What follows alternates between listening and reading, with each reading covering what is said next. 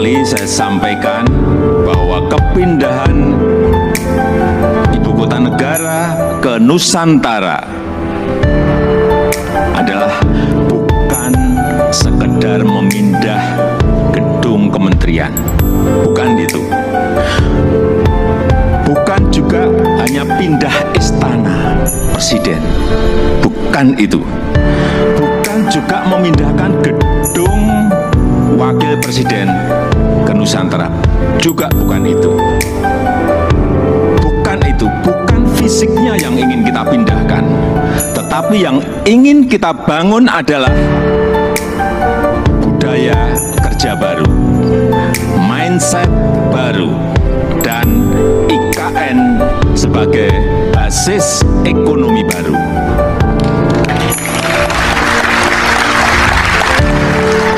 Indonesia sebagai negara besar harus berani melangkah,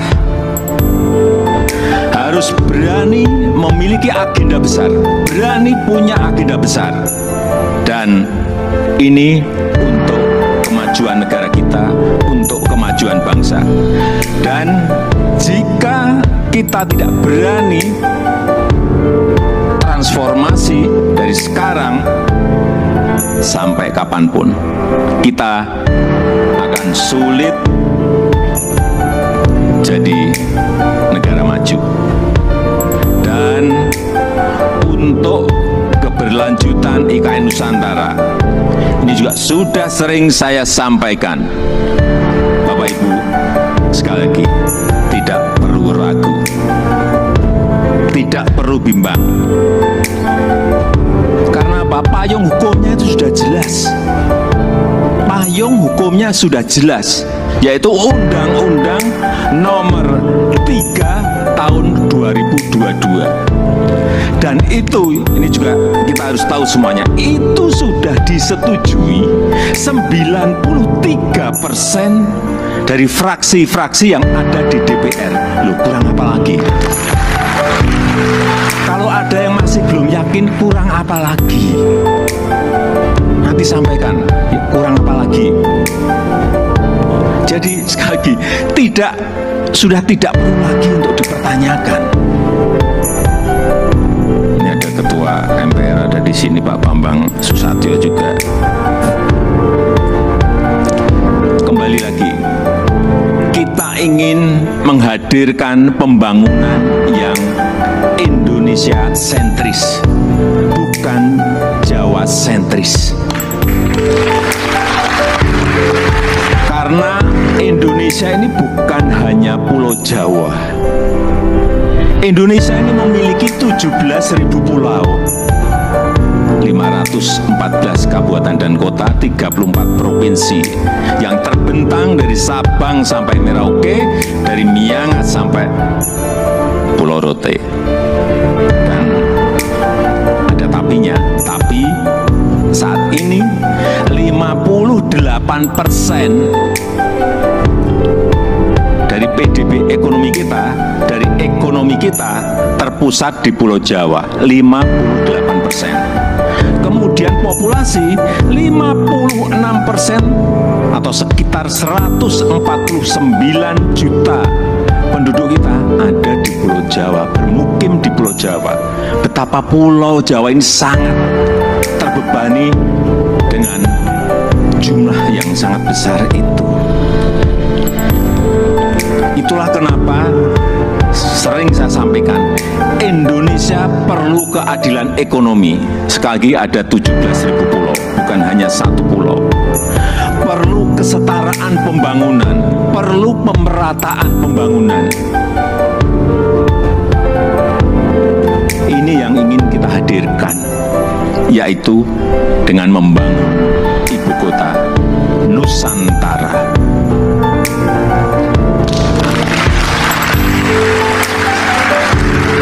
Nusantara adalah kota pintar masa depan yang berbasis hutan dan alam. Belum ada di dunia, belum ada.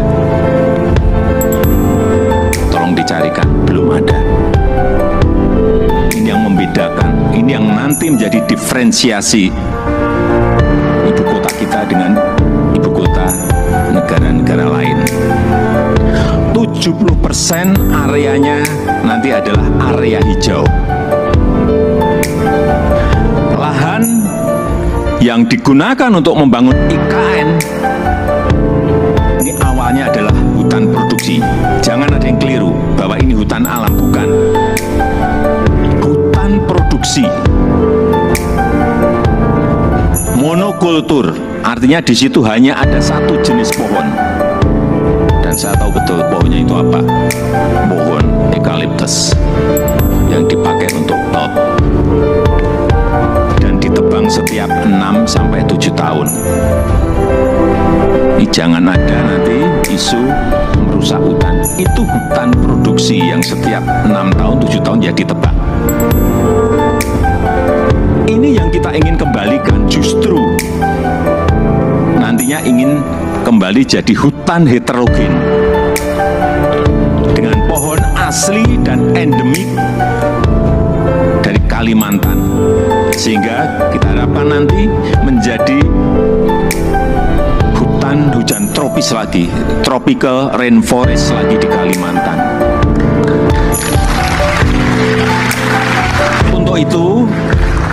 Untuk itu yang kita siapkan pertama kali di sana adalah pusat persemaian yang sudah mulai kita bangun di bulan Juni 2022.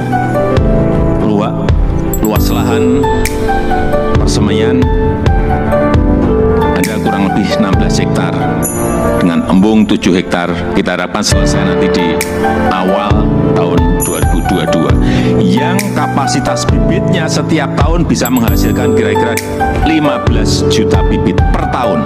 Ini yang akan kita pakai untuk menghijaukan Kalimantan, supaya Bapak Ibu ingat saya dari kehutanan.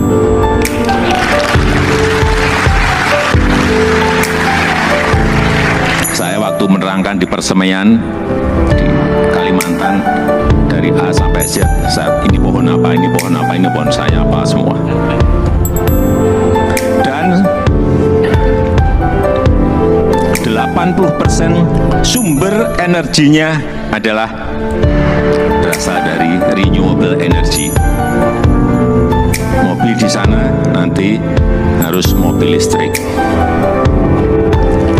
Kemudian 80% transportasinya adalah transportasi umum, autonomous vehicle, tanpa awak dan tanpa sopir. Jadi yang kita hargai di sana adalah pejalan kaki, yang kita hargai di sana adalah orang yang senang naik sepeda.